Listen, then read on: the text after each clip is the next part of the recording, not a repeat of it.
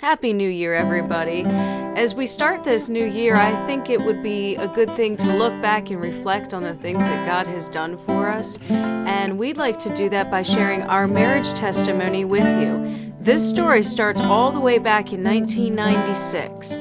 I was an angry teenager. My mom and dad had just moved us to Great Cacapon, West Virginia from Glen Burnie, Maryland. Great Cacapon was a place that I did not want to be, and it was my senior year of high school. I was unhappy, and it showed. For months, I existed on a starvation diet due to stress over the move, and I smoked cigarettes as well. I was lonely, but thick-skinned and generally didn't trust people, and I would not let anybody get close to me. On the first day of school, I met a friendly girl named Tammy Smith who seemed to genuinely care, and she tried everything. She introduced me to every member of her family, but it was to no avail. She took me for rides in her car, but I was still so sad and angry. When all of that failed, she mentioned that she had a cousin named Joe and that we should go meet him. Whatever, I thought. Well, when we met him, I was smitten, but I kept this information to myself. After a month or so, he asked me out, and the rest, as they say, is history, except with complications. You see, I wasn't saved, but Joe was. I was attending the Jehovah's Witness church, though I was not actually a member. And after 3.5 years of dating Joe, we got married. It was after this that the real problems began. We were not happy. I loved Joe very much, but we just weren't happy. There were fights, and they were bad ones. My health began to decline. I had a gallbladder infection, followed by surgery. In the middle of all of this, our marital problems continued to escalate. I didn't want to leave Joe, but I felt there was no other option, and so I left.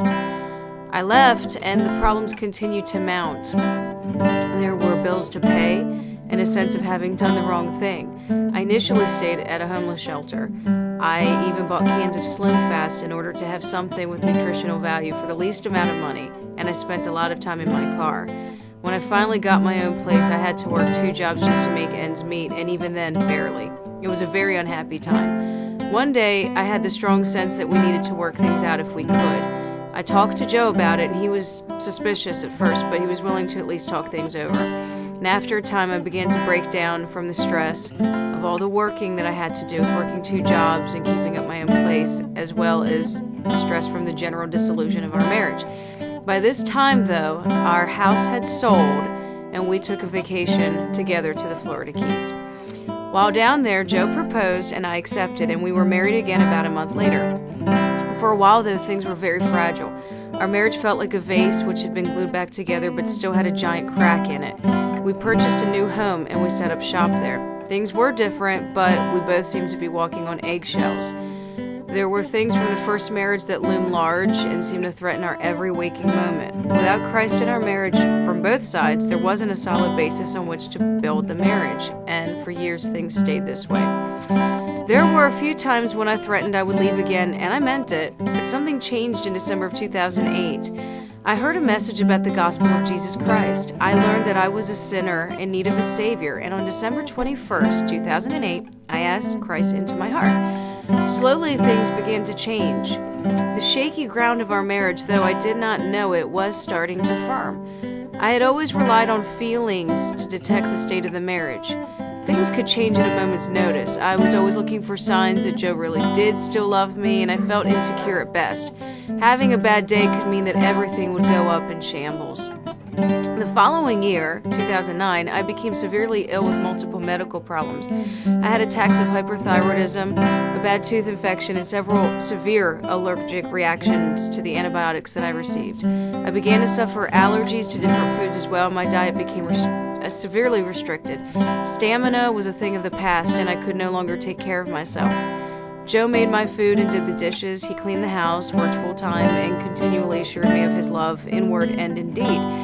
Gone were the days of constant bickering. With everything gone that we'd previously lived for, our health and the pursuit of money, we began to put God at the center. God's will became the paramount focus for both Joe and myself.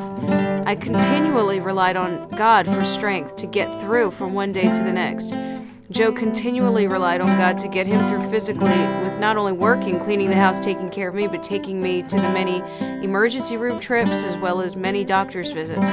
Our focus shifted and our priorities changed. Not only were we both saved, but now our walk with God was a consistent one. We both found a strong Bible-believing church and attended regularly. In time, God began to restore my health, and I was able to get involved in things like foster care and volunteer work. God raised up for Joe and I a music ministry, the likes of which I cannot even describe. He allows us to influence others with our music and to spread the gospel of Jesus Christ. He sent us to the sick at the nursing home and to look after children in various ways. He has made our life meaningful in every way. He's given us joy and a true friendship with each other as well as peace. Our marriage is built on the rock and not on unsteady things like our feelings.